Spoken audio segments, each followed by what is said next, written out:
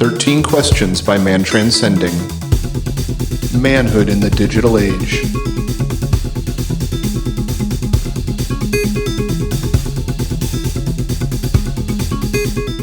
This week on 13 Questions, we got our first listener submission for the open source system. He's a member, one of our first members, and he's got our first submission. He's actually addicted already and working on a couple more. Comes across the pond from Scotland, which is fantastic. Comes from our buddy Stevie McFadden, I believe. I hope I got that right. Yeah, St. Pauli from the Grimerica chats. Yeah, that's right. And the 13 Questions Discord as well. He's in there as well. Of course, all the members get access to that. And it's a fun one. The audio is not quite as polished as your No, it's pretty good. But it's pretty good. Yeah. I mean, it's definitely better than I expected. You might have to slow it down a wee bit. They say a wee bit with Scottish accents. It's pretty accent. It's Maybe pretty I heavy. should put it in at 75% speed. I'm just kidding. It's fine. Put it down to 3/4 speed. I'm used to the Scottish accent, so I've heard that helps. Aye. wee bit laddie. A wee bit laddie. I could play a Scottish guy.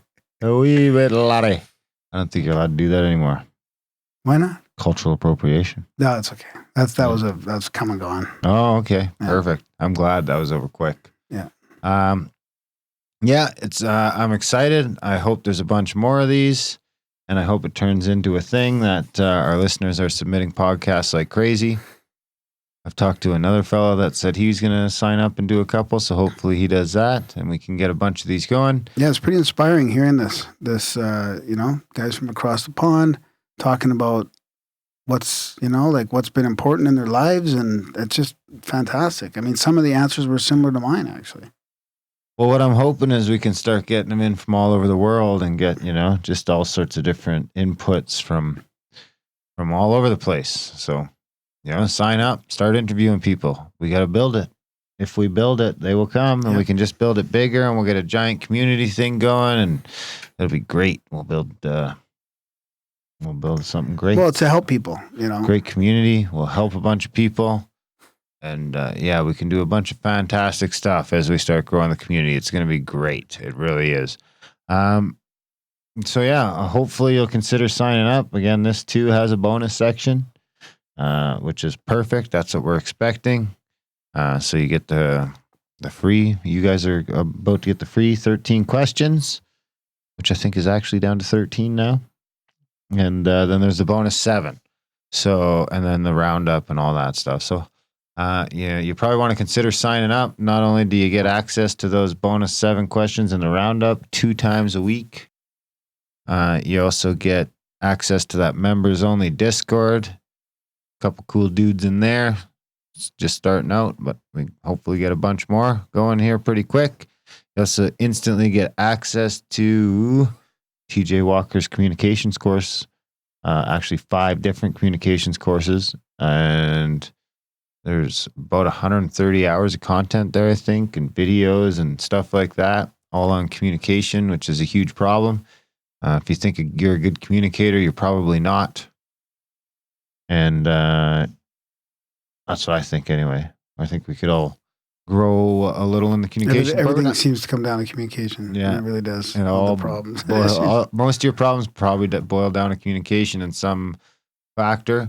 I mean, I think those courses are worth a couple $100 right there. So there's some instant value. You sign up for $7 a month, you get access to those courses. We're going to upgrade those and change those up from time to time as we start getting more members and you guys start going through that content. We'll switch it up, get some different courses, get a different course creator in there if we need to.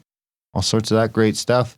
And of course, you get to do what Stevie's doing right here, which I'm hoping will be the big part that takes off and gets everyone excited. And that's, go out and interview your own fathers, grandfathers, friends, mentors, whoever, and send them in and cement them in internet history, immortalize them in a sense. And, we've already got, 200-300 people listening to the show, and it's not going to be long before that's 2,000 or 3,000 and 20 or 30,000 in a couple of years. So, Get it out there. Yeah, and for people that want to try podcasting as well, this could be a sort of It's a good entry in. Just practice it, do it, and send it in, and we'll publish it there and do a few if you want, and then start up your own one day. Absolutely. Yeah. And we'll help you with that too, actually. We'll help you with that too. Take the plunge. The community's waiting. Yeah, if you get in to start doing 13 questions, interviews, and stuff like that, I mean, the community in there is great, and we're going to take you the rest of the way to podcasting if that's what you want to do. So what do you get? Do you get a bio over there? So Craig, yeah. Yeah, he's a 47-year-old father of 2 daughters and a grandfather to 1 grandson. He lives just outside of Glasgow and stayed in the same village for the past 26 years. He's had many jobs, always looking for happiness rather than money. Right now, he's a lorry driver, which has provided him with both. He loves music and comedy, and going out to see either is something he looks forward to. And of course, he's an adventurer as well, snowboarding and adventure sports like bungeeing and kayaking, cliff diving, canoeing. Makes up some of that in his spare time. And he's a socialist at heart because he believes in people helping each other. When we help others, everyone benefits. There you have it. Hard to argue with that. Yeah. And do we know who he's interviewing? Or that is the bio for who he's interviewing? Yeah. We should have a bio for Stevie. Yeah, one day. We'll put it out there. Next time. We should have Stevie on the show. This one. We should. We should do Stevie. That'd be a better way to say that. Enjoy these well thought out answers.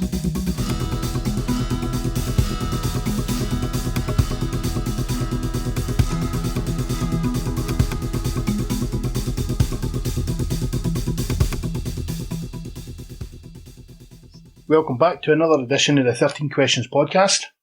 And if you're a regular to the show, you'll notice a wee difference already. It's not going to be Darren or Graham or even Adam that's asking the questions tonight. It's going to be myself, Stevie McFadden. And if you're a regular on the Grimerica show Discord chats, you may see me popping up from time to time. I fly under the name of St. Polly. On tonight's episode, I'm going to be asking the questions to a good friend of mine, Craig Mooney. I've known him for the best part of 25 to 30 years.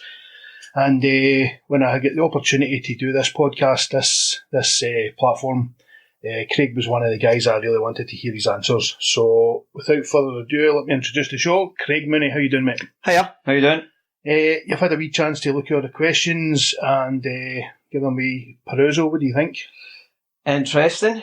I've tried not to put... Well, I just had a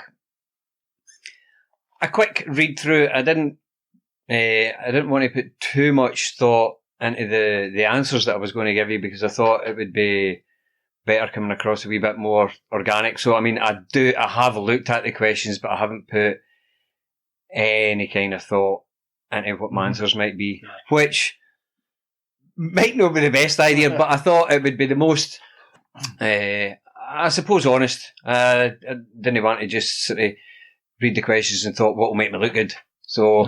it might make me look really bad what my answers might be, but there we go. It's going to be the honest answers. Time will tell. Let's do it, man. So, right, question 1. What was the best advice ever given to you, and would you modify it all today?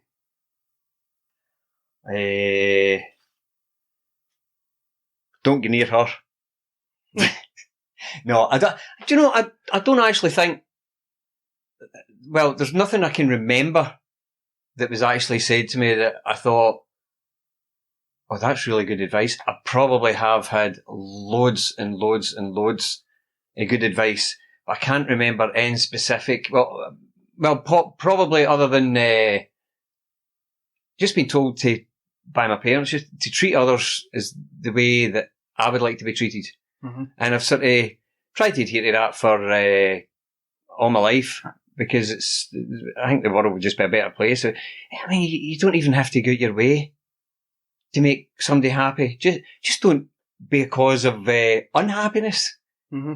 You know, it doesn't take much. It doesn't take. In fact, it doesn't take anything. If you don't like someone, don't go on with them. Just ignore them, or even just a simple. If they're walking past you, a simple nod of the head or anything like that. You just don't engage with in negative conversations with somebody that's just, especially if you don't know. Like say, us, we can have an argument. Mm-hmm. I mean, for other people it would be an argument. For us it would be a debate. Aye. Do you know what I mean? But we in the can say past, it things. probably has been perceived as an argument. Aye, absolutely. And probably we have had arguments as well. But when you know somebody, you can take it that wee bit further. Mm-hmm. But because the other person knows you're not trying to upset them, or you're not trying to be mean or anything like that, you're just having a conversation. With someone else, you would maybe rein it back in a wee bit. Right. You would have more decorum when it comes to having a debate about something. Whereas if it was you and I, we'd just say, stop being a dick, and you'd you stop being a cunt, and I'll stop being a cunt as soon as you stop being a dick. And then it just goes through circles. But, be nice to one another. See how you know how you want to be treated. It's with respect and courteous, and people to treat you with kindness. And if you offer the same back, well, you should be the one offering it first. It's no difficult, eh? Aye. Quite easy. Okay. Question 2. What was the most important lesson you learned from your parents?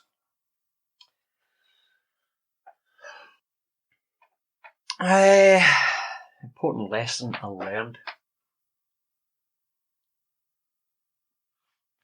Well, it goes back to the first one. Obviously, them treating people with respect and kindness. So I sort of tried to adopt that. And also, I mean, all through my childhood, my mum and dad worked all the time. So that sort of gave me a work ethic. Mm-hmm. I wouldn't be one of these people who'd be like, oh, I've lost my job, I'll be on benefits. I'd be quite happy to be on benefits. I'll just lie in my bed and do what I want and get money. No, there was a sort of work ethic there. I wouldn't say I'm the hardest working person in the world, but I've always been employed, with the exception of a few weeks here and there in between jobs. But they gave me a good work ethic and a good sort of moral standard, to sort of live up to. Nice, good one. Really? Okay, next one. Question 3. What book has been the most influential on your life, and why? The Art of Happiness by the Dalai Lama. Didn't particularly give me anything new. It might have worded it a wee bit different, but it just kind of reinforced things that I already knew that I'd maybe forgotten or were maybe at the back of my mind and I wasn't taking it on board. But it was just, again, it was being nice to each other, altruism, just treat everyone like a friend and they might treat you back as such. I remember reading it at the time and I wasn't happy. I was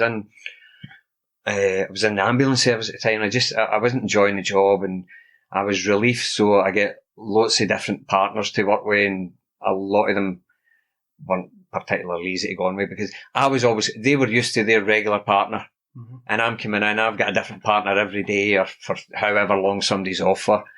And there were some people just taking umbrage at that. Thought, no, this is no fair. And cause they've got their own set way of working, mm-hmm. but my way of working maybe didn't fit in with theirs, but they had a partnership. So it used to create a wee bit of friction because, I mean, I would go with their way if I thought it was fine, but at the same time, I'm not going to let someone dictate to me what I listen to in the radio mm-hmm. because it's their ambulance. No, if I'm driving it, I'm picking. If they're driving it, they're picking. It was things like that, but I used to sort of hold grudges and be like, right, what can I do or what can I say the day that will really annoy him? And then I read that and I was like, do you know what? It's much better just to go in with a smile and say, morning, how you doing? All right, blah, blah, blah. And if we didn't get on, we didn't get on. I wouldn't have to talk to him. Or it would be, just keep it professional and just talk about the job and that would be it. That's sort of the Art of Happiness sort of brought that to the fore. And I was thinking, well, I know all this is a good idea. And then I thought, why not actually put it into practice? Mm-hmm. And when I did, I think I was maybe about 25 or 26 at the time. and I like to think I became a better person for it. Did you notice the book actually having an influence? Was it noticeable that after you'd read the book and you kind of started putting that kind of practice into play, did you actually notice things changing for you? I was happier. Did you know it was coming from the book, but did you notice it was well, it wasn't actually coming for the book, it was coming for me. Aye, but I determined how happy I was going to be, because previous to that, I wasn't. It's not that I was unhappy. I was a happy person, but the place where I seen it biggest was at work, because I wasn't enjoying my work at the time. The various reasons that I already elaborated on, but I did notice I was happier at my work, and that probably postponed me for getting a new job for quite a while after that, because I was like, right, okay, well, I'm content. I've got a job, which is more than what a lot of people have. I've got a wage coming in. I've got a roof over my head. I'm able to provide food for my children. You know, it was things like that. But I was, generally speaking, I was happier because I went in with I had a better attitude. Mm-hmm. Do you think people noticed that different attitude for you? I'm not sure. No one actually mentioned it. Mm-hmm. But as I say, the thing is, I had different partners daily or weekly. Uh-huh. So they might have noticed it, but they certainly, it wasn't voiced to me. Uh-huh. But then again, I might have been in an ambulance station one day, and then like in an ambulance station 30 miles away the next day, so I wouldn't maybe see this other person for a while. And some of them I wasn't regular with at all. But no one actually mentioned it. Not that I can think of, not that I can remember. Mm-hmm. But that was over 20 years ago, and I like to think that I've sort of kept the holiday. I certainly don't hold grudges anymore. I'm open and honest with what I say. If you take offence to that, then, well, that's up to you, really. I wouldn't go out my way. If I've got a problem with somebody, I'm really talking about at work, because with family and friends, you can get away with a whole lot more. You can just say, like, wait a minute, no, I've got a problem with this. Mm-hmm. I very seldom have with family and friends, but at work it can be a problem. And I've had arguments with people, and like two is shouting in each other's faces, and then when it's done, when everyone's been said that it has to be said, and I feel as if I've been listened to, then that'll be it for me. I'll see that person the next day, and I'll have a smile on my face, and I'll be like, hiya, how you doing? What's that? Now, if they want to hold a grudge, there's nothing I can do about that. But I'll still be nice to them. If I feel as if I'm getting nothing back from them at all, that's when I tend to just leave it. Because I've actually got a neighbour, not right next door neighbour, but a neighbour in my street, who I've stayed in the same house for 25 years, and I always used to say hi to him. Always, never once nothing back. Said anything back, or even a nod of the head. Nothing. In fact, there's been times when I've been with someone and this guy has been talking to the other person, and I'm just standing there, and he doesn't even look round. Now, sometimes you don't know another person, but you sometimes glance round at them and say, just to try and involve them in the nothing. Yeah, acknowledgement. Nothing at all. And I just get fed up with it, and I thought, well, that's up to him. If he doesn't want to, he doesn't want. I'm not going to force his hand. So I just stopped saying morning or hiya if I passed him the street, because I felt as if that was less. That wasn't me sitting going, well, if you're going to treat me like that, I'll treat. No, it was more like, if I don't say anything to him, there's nothing there.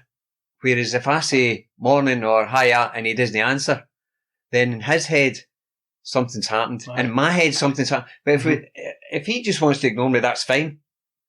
And I think it's easier, but if I just ignore him back. And the thing is, he'll take a parcel in, and he'll be like, oh, I've got a parcel here for you, and I'll be like, thanks very much, really appreciate it. No problem. But if I see him in the street and say, hiya, I did nothing. It's so bizarre. Crazy, man. Yep. Okay. On to number 4. What daily habits or rituals do you have, and do you recommend them for others? That would include saying good morning to your neighbours. Masturbating. Maybe that's how he doesn't talk to me. Masturbating outside my neighbour's window every morning. No, well, apart shower. I can't get out the house without having a shower and my teeth brushed. I might, at a stretch, if I need some for the shop first thing in the morning, run round there, just throw in some clothes. But as soon as I get back, I'm like, oh no, I need a shower. Was it rituals? Daily habits or rituals do you have? What daily habits or rituals do you have, and do you recommend them for others? The other one that daily... Well, I listen to music every day, or I think I do. I mean, I never have a quiet house.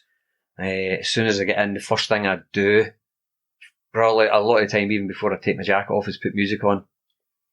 Music or podcasts, and I'm a lorry driver, sitting driving for all day, every day. So it's podcasts and music then as well, as loud as I want to. Mm-hmm. That was one of the reasons I went for a job as a lorry driver, because I could listen to music and podcasts all day without being told I need to do something. Whereas I'm working and listening at the same time, and it's brilliant. I love my job and I love what I can do with my job. But apart from showers, brush my teeth, music, sit-ups. Again, I wouldn't say it's a ritual. I try to do sit-ups most days, even if it's just 5 minutes, something. They think that your core's quite good. If you've got a strong core, it's like I can feel it. If I've not done my sit-ups and I'm away snowboarding, I can actually feel that I'm getting weaker in my core. So it's really good for almost every activity you do. So apart from brushing my teeth, showering, music, sit-ups, no, I don't have any rituals. Okay. Question 5. If I were to ask your best friend, what is the one thing they would say you need to work on the most, and why? My sobriety. Why? Because I seldom get a chance to practice my sobriety. Well, other than work. I mean, I'm talking about in my spare time, my free time. I don't mess with alcohol when I'm working. That's just, it's just not worth it. It's highly dangerous, and I could lose my job or even fucking go to prison. Do you know what I mean? It's, but when I'm off, yeah, I'm drinking all the time. To excess. Almost every time as well. So I think, if a friend had to advise me in anything, it would probably be that. I have had friends in the past. I'm present. I would say I'm beyond it now. But I have had friends tell me in the past, and family members, been concerned about my levels of drinking. But every couple of years or so, I do take a break. I'm now 3.5 weeks into a 6 weeks abstinence, because I've heard 6 weeks is very good for your liver, and detoxes it, cleanses it, and makes it look as if you've never drank a drop in your life. Well, I've heard that. I've not checked up the medical facts and all that, but it sounds good to me. So, have you ever asked the doctor, or have you ever checked anybody who's a medical professional if that's true? Well, I mean, as doctors that I've heard on the radio or seen on the TV or something, and I don't know. I mean, they all say abstinence is great, but I have heard that 6 weeks completely clears your liver, and unless you've got you've done permanent damage, liver scarring, existing problem. If you don't notice it, if you've taken your liver to such a point where it's damaged, you might not feel that as yet. It might need a blood test or something like that. So as long as you've not done any permanent damage to your liver, 6 weeks off it, and I'm sure I've looked it up since then, will greatly enhance your well, it's a great benefit to your liver. Okay. Moving on to question number 6. What are you most curious about space. Astrophysics and quantum physics and general relativity and all these things really, really fascinate me. And it's just, there's literally no end to it. It's infinite. I was at a planetarium for an after hours session on Saturday there, and it was just spectacular. They had it so that you were looking at the Glasgow night sky, and everyone was just thinking, it's a bit pish. And then she says, no, this is just because of light pollution, which we all knew. But what she asked us to do was shut her eyes for 5 seconds, and in those 5 seconds, she put the lights off, stopped the light pollution coming in, and we were able to see what the stars looked like above Glasgow. And it was fucking amazing. It was, you could see the stardust, for the Milky Way, the edge of it and all that. And it was just trying to pick out constellations that I knew or shapes that I knew was practically impossible. Because they said, right, can anyone point out the North Star? And I usually use the Big Dipper to find the North Star. Mm-hmm. I couldn't even find the Big Dipper, which is really easy to find. And I couldn't find it because it was just, that was the Glasgow night sky without light pollution. Unbelievable. Unbelievable. But all the kind of things, books about it. I mean, I've read a book about infinity, and it just pickled my head. It really did. It seriously pickled my head, because it just, the starting point of it was a great Greek warrior was Achilles, and he was going to race a tortoise, and he says that he would never be able to beat a tortoise. They say it was over 100 metres. For Achilles to get to 100 metres, he would need to get to 50 first. But to get to 50 first, it's the other way about. He'd need to get to 50 first. So once he got to 50, he's still got halfway between 50 and 100 metres to go.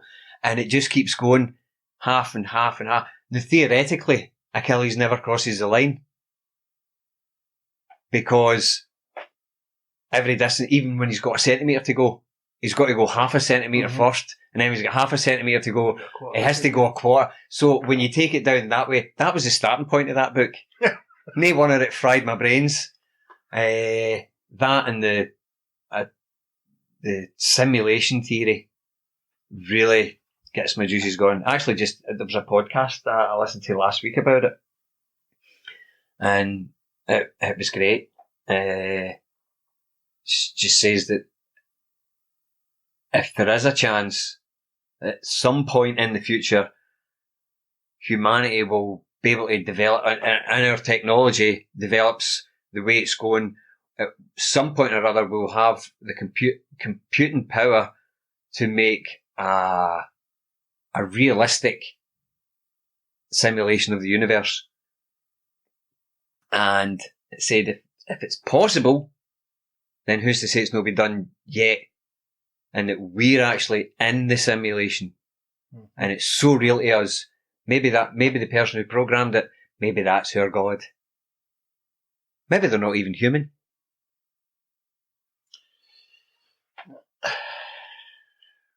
Because they said, and this is what got me, they were saying that the chances of it, just even if it was remote, a remote chance that something like this would happen eventually, they said the chances of us being in a simulation is not possible. It's probable. And they said, even if at some point or other, hundreds, thousands of years in the future, they get a quantum computer that's able to do this, but only one person ever does it, and it doesn't spread, it doesn't catch on. If only ever one person ever does that, creates a realistic simulation of the universe, then chances of us being in it are still 50-50. If one person at one point in the future decides to design a universe, then we might be in it. The chances are just off the scale, man, when it comes to, it might be like almost Matrix-like. We might just wake up like, Where the fuck? I thought I was dead. Where the fuck am I? And you might just be plugged in somewhere. Well, welcome to your real life this time. You've managed to pass the test. You lived quite a good life. Mind that time when you were 18 though. We were watching that. I don't know, man. I know it's a hard one to understand, but it's one of the things that is, as much as I'm open-minded about things like that, I don't buy it. I don't buy the simulation theory. No And I know more intelligent people than me that have professed loudly about it, but I still don't. I can't buy it. Is that because it sounds ridiculous? Because see when you're given see when it's broken down, obviously I'm not an expert and I can't break it down to the way that I've read it and listened to it. But when it's laid out bare and it's explained to me, I just think, well, fuck yeah. That totally makes sense. That at some point in the future, this will happen. What's to say that we're not in the future already, but we're in this simulation? And that's what experts... And it's such good programming that we just don't even know. Aye. There could be glitches. That might be what deja vu is.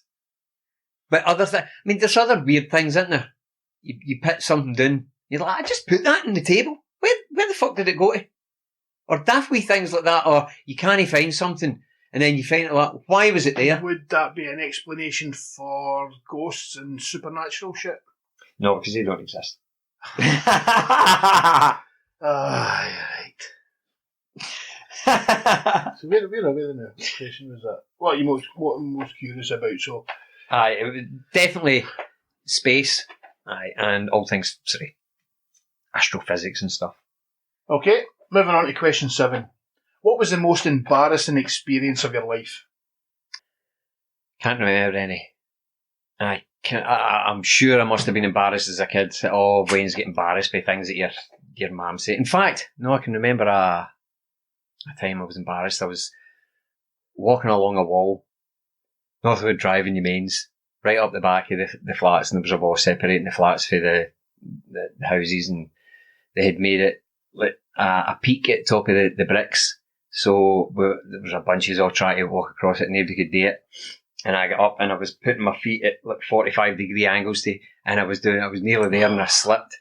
And not only did I fall into the garden where I shouldn't have been, and I landed on my arse, but a nail sticking upright through a plank of wood broke my fall.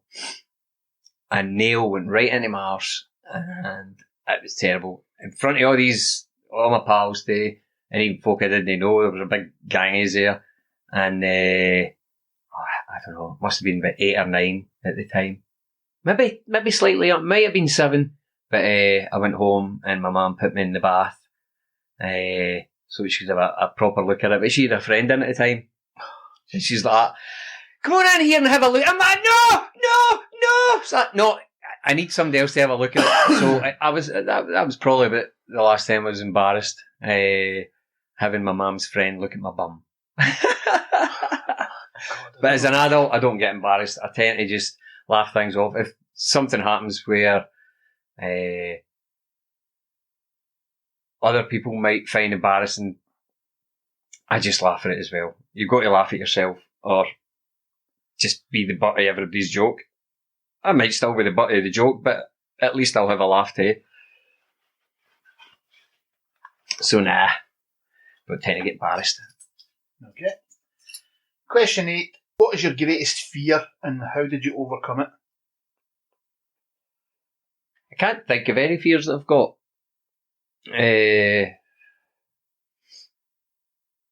Apart from everyone's born with 2 fears, a fear of heights and a fear of loud noise, unexpected loud noises. And that's obviously just inbuilt in our genes so that when danger comes, like you're just on an edge of a cliff or an animal comes out of nowhere, that's when your fear kicks in. And it's fight, flight, or freeze. And that's also why I think that's where the term comes through when somebody is scared the shit out of me. Because apparently it's the same in animals as well. They evacuate their bowels because it means they're faster. So your bowels can drop if you're frightened. But greatest, apart from the fears I was born with, I don't really have any. I was scared. The time I was most scared was becoming a dad when I was a teenager. That's probably the most scared that I've ever been. I overcame that. It wasn't necessarily a fear. If you'd have said to me when I was 18, you're going to be a dad this time next year, then I'd have been terrified. I would have literally shit myself. Well, after my children were born, and it still is probably my greatest fear now, saying I don't have one, but obviously relating to my veins, it's to outlive them. I think that is my greatest fear, outliving my children. Parents should never bury their children. That's probably why there's not a name for it. If you lose a partner, you're a widow or a widower. If you lose your parents, you're an orphan. There's no word for someone who loses a child because it's not the natural way things. Yeah. So, that terrifies me. The older my veins get, the better I feel about it. But it never goes. It doesn't matter how old your children are. I could be in my 70s and my kids could be in their 50s. It would still be devastating. Absolutely devastating. Yeah. Wouldn't care what age. Just something you never... Well, the second part of that question is, how do you overcome it? Do you just kind of put it in the back burner, or do you... What's the point worrying about it? Mm-hmm. If there's something you can do to alleviate a concern or a worry, then do that. If there's nothing you can do, there's no point in... If there's nothing you can do to affect something, then don't worry about it, because it's going to happen. Right. Don't worry about it. Just try and make a plan to how you're going to deal with it when it does happen. That's the best way, yeah. Aye. There's not really much you can do about that. No. Okay, that was question 8. Question 9. What quality do you most admire in a man, and why?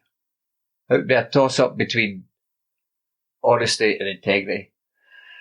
But I think... Well, the two of them are tied quite closely together, I think. But honesty especially, because you then know who you're dealing with. Mm-hmm. If someone's honest with you, then there's no agenda there.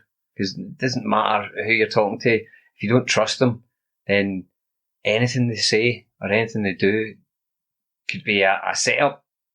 I don't think it matters anything. What relationship it is with a person, be it personal or even business or work related, any situation where you're interacting with another human being. If you know you can't trust them, there's no going to be a proper understanding or a proper relationship between the two of you. If you can't trust them, then everything else is already been affected by that. Aye. You've got to be in if you want to be in a relationship with anybody in any way, shape or form, you've got to have trust. You've got to see things at face value and not think there's anything hidden behind it, because if you can't take things at face value and you think there's something hidden behind it, then you're not going to be open and honest yourself. So the whole relationship is stunted. Mm-hmm. That things can't get said or done without you second guessing things. So if you know someone's honest and you say, look, I need to tell you this in confidence, whereas you wouldn't do that with somebody mm-hmm. who you don't trust. You probably wouldn't be yourself around people you don't trust as well, in case you would be on edge. I think it would bring out negativity in you, in the sense that if you knew you couldn't trust them, then everything you say and do, you're going to have to check it. You're not going to be yourself, and even if you're guarded, you can still be yourself, but it's a guarded self. Mm-hmm. And I like to know people who are just open. No, that's good. Nothing to hide. That's a good starting point, isn't it? Aye. The same with integrity as well. It's kind of two of them kind of tied together. I think so, because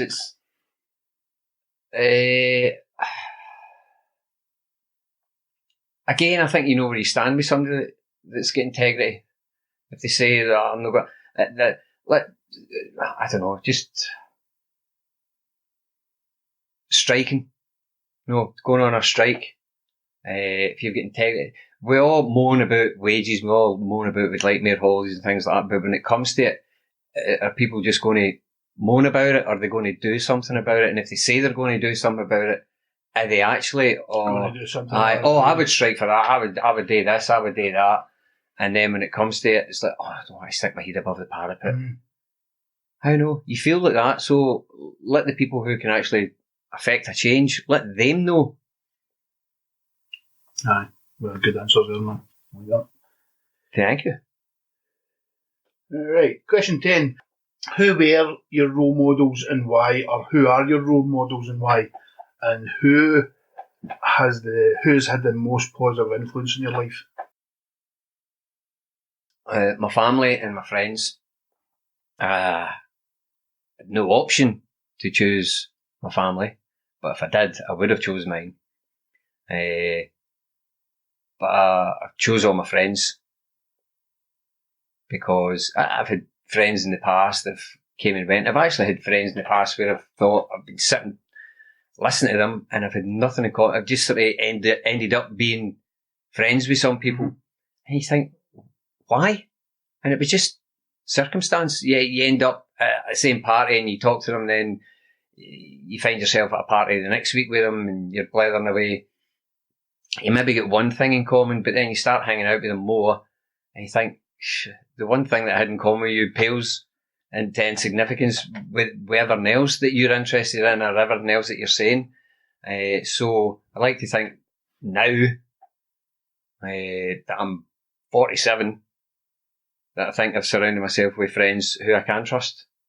And not only that, they can be my role models because I look to them. Obviously, they're part of my life because there's something in them that I respect or admire. So, yeah, family and friends are my role models. Mum and dad, my grandparents especially, just for giving me my moral compass. It's always,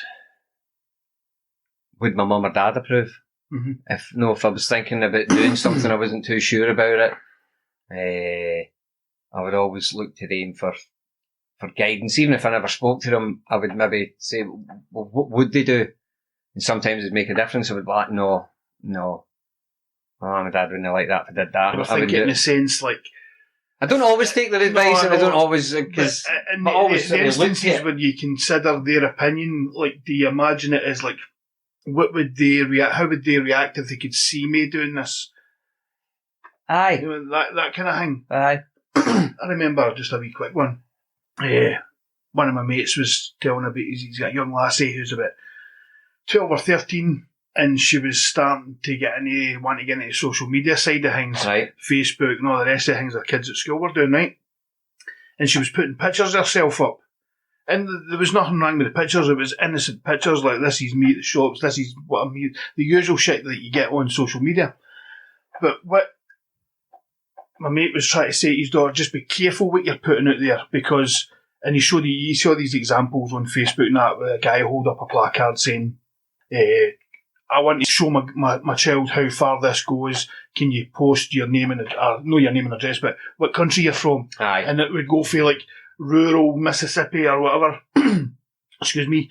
It would go like rural Mississippi, and then you would take people in fucking Norway replying, and it was to get the message across that when you put something out there, that's how many people can see it. And what my mate was saying, said to his daughter, if you're going to put a picture on the internet, think about, would your gran like it? And it stopped her dead because she was thinking about it. And then he was thinking about it. And it's like, if you think it that way, with regards to social media thing, whatever you put out there, you were saying that the question was role models. Role models. If you're willing to put something out there, what would your gran say? And it's like using that as a role model. I want to get back to your question. That was meant to be a wee short thing, but in the sense of... No, that's what I'm... It's exactly the point I was making. It's just like, what would my mum and dad say? Or what would they think if they knew I was doing this or saying that or getting into this situation or that situation? As I say, it doesn't always stop me. No. But it makes me think. And that's good. And hopefully I've passed that on to my kids as well, that I've brought them up the right way to know the difference between right and wrong. And even if you do it, there's nothing wrong with being wrong or bad now and again, as long as you're not affecting anybody too much. But I'd like to think that they know the difference. They know if they're doing something they really shouldn't be doing. And if I've done that, if they've got that sense, then I've done that's one okay there. That's one thing ticked off. Right. All right. That was question 10. Question 11. What institution of society or structural aspect of modern life would you change given the chance? Now, when I first read these questions and I knew I was going to have the opportunity to interview people, this question, there was a couple, but this question in particular, I knew your opinion on this subject and I've got a rough idea what you're going to answer. You'll probably answer something different to make me look like a cunt. But when I seen this question, this was one of the ones I was looking forward to. So the question is, as I said, what institution of society or structural aspect of modern life would you change given the chance? The NHS. I knew you would do that. Feel like I can't now. Exactly. You don't disappoint. No, of course it would be organised religion. I don't have any time for it at all. Sure, they can do good things. But the worst people in the world can do good things now and again. Mm-hmm. But yeah, I suppose it's got its place in society, but I think society would be better if there wasn't these whole set of rules laid down by an imaginary being. And it's just some guy somewhere said this, that and the other. Now, don't get me wrong, most religions preach love and tolerance, forgiveness. I don't see a whole lot of that going on right enough with a lot of people who you're right. Claim to be religious. Money's also frowned upon, especially hoarding it when there are so many poor people out there. But that doesn't seem to get brought up too much. I think it's a cause for more wars than anything else. Oh, the blood that's been shed in the name of peace and... It's ridiculous. Have your God if you want. I mean, there's thousands of gods out there. But just don't kill somebody else. Don't kill somebody else because theirs is different for yours. Ask yourself, would your God want you to force someone to believe the same thing as you? They're not going to... Do you want someone in your religion who you have to force into believing or have lie and say they believe just so they're so scared that you're going to or exile them or execute them? No, just go on your life. But some of the teachings of lots of gods, there's some great wisdom there. But at the same time, there's a lot of nonsense as well. You don't have to follow a certain religion to be a good person. And religion only came from ignorance. When people didn't understand science, they looked, as humans always do, for understanding. They want knowledge to understand things, their place in the world, their place in the universe. And your answer is with science. It's not with religion. It used to be religion when people didn't know what science was. Crops failed. Oh, what did we do wrong? We never prayed to the sun god enough, or we never prayed to the rain god enough. And it all stems from that. And it's nonsense. No, you certainly didn't disappoint me. I was curious as to what you would say there. Okay, question number 12. What is the most courageous thing you've ever done in your life? Or what is the most courageous thing you've ever seen in your life? The most courageous thing I've ever did in my life was become a dad as a teenager. It wasn't through choice, but it happened, and it was probably the scariest thing that's ever happened to me in my life. I was completely lost, didn't know what I was doing, and that was even just before my daughter was born. I could barely look after myself, never mind a brand new human being. But it was scary because I knew that was my life as I knew it. I was 19, but I was essentially still just a boy. Still staying with my mum and dad. I was working. But I could do what I want, when I wanted, with who I wanted. And then all of a sudden I was going to be a dad. And I think it's the change. I mean, it's not just the responsibility. That's a massive part of it. But it's the fact that your life's going to change and you don't know where it's going. No preparation at all for it. No, there isn't. You prepare for an extra human being being in your life, but it's your whole life changes. Maybe and you don't know where it's going to go. Time, I can understand why people. Well, I can't understand why they would take more than one child, to be honest with you. But I can understand how, like, people have their second child, they probably don't worry about as much because they've already been through it. Been there, done that. Aye, to say aye. But the first time, everything's covered in sick by that point as well. There's no preparation you can tell anybody. There's no manual or booklet you can get to somebody how to be a dad or what it's got to be like to be a dad, because you could write down a fucking 13-volume set of books on being a parent, and then the first day or the first week or the first month you blah fucking, and there'll be something will happen that's not in that. There's no preparation for it. It's just no. Every day is, and that's it. I was 19, and it was like, okay, by the time I'm 20, my life's going to be completely different, and I've no idea what it's going to be like, or where I'm going to be living, or who I'm going to be living with. It's just my whole life at that point had just been staying with mum and dad. How do you change a nappy? Where do you buy nappies? Shit like that. Oh, I know. Don't know when I'll be hungry. Oh, you'll know. What is the most courageous thing you've ever done? Like, what is the most courageous thing you've ever seen in your life? That would have been my dad. When my wee brother was born, my mother had various medical problems that just compounded with the pregnancy, and she was seriously ill and she ended up in hospital for months. And my dad was looking after me and getting into hospital all the time. And at one point he was told it was going to be, we could save your wife or we could save your unborn child. But didn't think they were able to save both of them, but they did. Miraculously, my mum had open heart surgery as they forcibly removed my wee brother 6 weeks early. He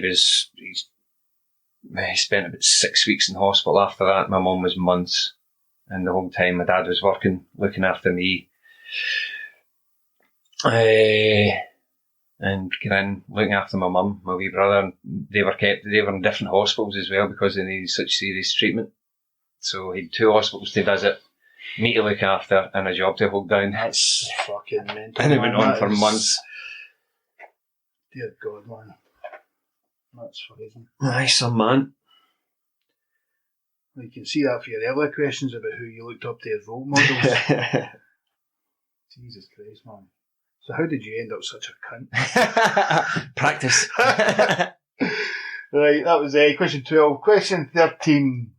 What rule do you have for yourself that you never break, and why do you think that it's important? Don't impose rules on yourself is my only rule. And I never break it. Except for that one time. No, I don't really have any rules. There's things that I maybe want to do short term. I don't know, like I'm doing a 6 weeks abstinence for alcohol, just to clear out my liver. And well, I suppose that's a short term rule that I'm sticking by just now. No alcohol. As soon as I make a rule for myself that way, then I find it very easy to stick to. But as for rules for life, no, I don't have any. Be happy. Aye. It's a good rule to have. Try and stick by it. That's a good way to be, man. Okay then, that was question 13. Moving on now. Question 14. What qualities should a man strive for in today's world? Well, I mentioned it before. I think integrity is important. It's easy to say things and say what you believe in and what you think is right and wrong, but doing it's another thing entirely. It's too easy to say something and just to fit in or to make yourself look good in front of somebody else because that's what they think. But unless you're actually standing up for something, it means nothing what you say. If you're concerned about something, do something about it. Don't just gripe and moan. The amount of people that I've known at work and they just moan and moan and moan about their job. And it's like, find something you enjoy. I know it's no simple as saying, oh, find something you enjoy and do it for as a living, but do something that doesn't sap the life out of you. Don't just moan about it. Do something. I don't know. I just think it's important to have integrity. Again, it ties in with honesty, which is paramount if you want to really know somebody. Basically, be a good human being. If everybody's stuck to being that, the world would be a whole lot better. Aye. And it's easy to say that as well, but it's doing it. Right, that's the end of the regular questions. We're going to move on to the bonus questions, and these questions are going to be available for subscribers to the podcast and the website. It's 13questions.com, Mantranscending. Subscribe to there. There are a whole bunch of benefits you can get as a member. It's something like $7 a month, and it's really worthwhile the stuff that you can get for it. So we're going to move on to the bonus questions now, and the first question we're going to have is number 1. And what would you tell your teenage self? Nothing. I wouldn't want to risk changing my life in any way. I like my life. I like the people in my life.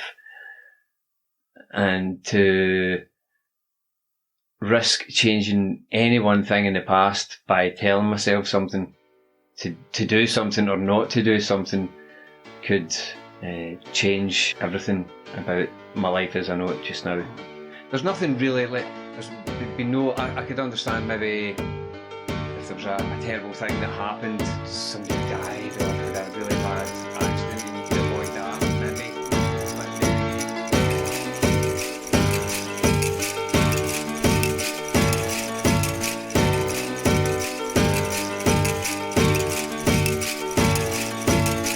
I don't want no Hawaii.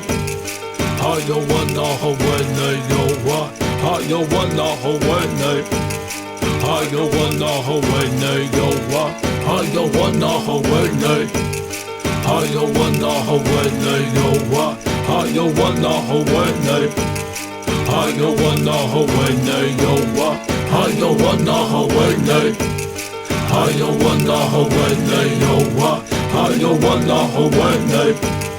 I don't want no Hawaii. Yo, Why what? is one man rich and another man poor? Why we ain't satisfied? Why we gotta have more? Why your suicide rates on the rest so high? Why I tell you the truth but you say don't lie? Why is being a good father at an all-time low? Why is it acceptable? Yo, why? I don't know. Why she blame him and he blame her? It's useless. Ask yourself this question. Why you making excuses? Why do parents gotta bury their kids? Why we text and drive, not caring how scary it is? Why it's so hard to forgive and leave the past behind? And if you did, then that's the divine? Why don't you help your brother when you see him fall? Why do we act like God don't see it all? Why do we call them black, them white, them Asians and use labels? Now that's racism. I don't wanna Hawaii. Why? I don't wanna Hawaii. No, why? I don't wanna Hawaii. Why? I don't wanna Hawaii. No, why? I don't wanna Hawaii. Why? I don't wanna Hawaii. No, why? I don't wanna Hawaii. Why? I don't wanna Hawaii. No, Why is why? there innocent people locked up for life, while some people can't say nothing nice? Why do we always gotta question what all of it means? And why won't you follow your dreams? Tell me why. The night when you took my dad, why'd you let me see my grandpa cry? And tell me why. And why do you choose to hide, even though you was born to fly? And tell me why. And why don't we turn from all the hate?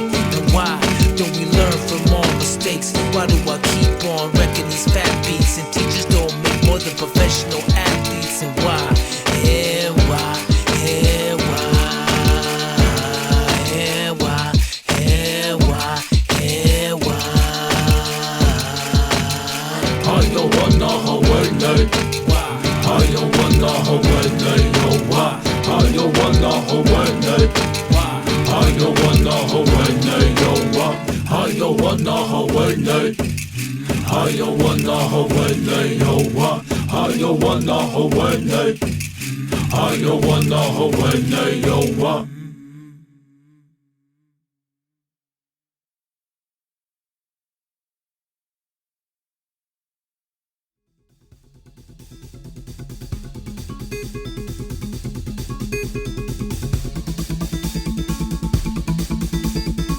This should be considered entertainment and not therapy. We hope you benefit from our resources available at 13questionspodcast.com. Thank you for listening.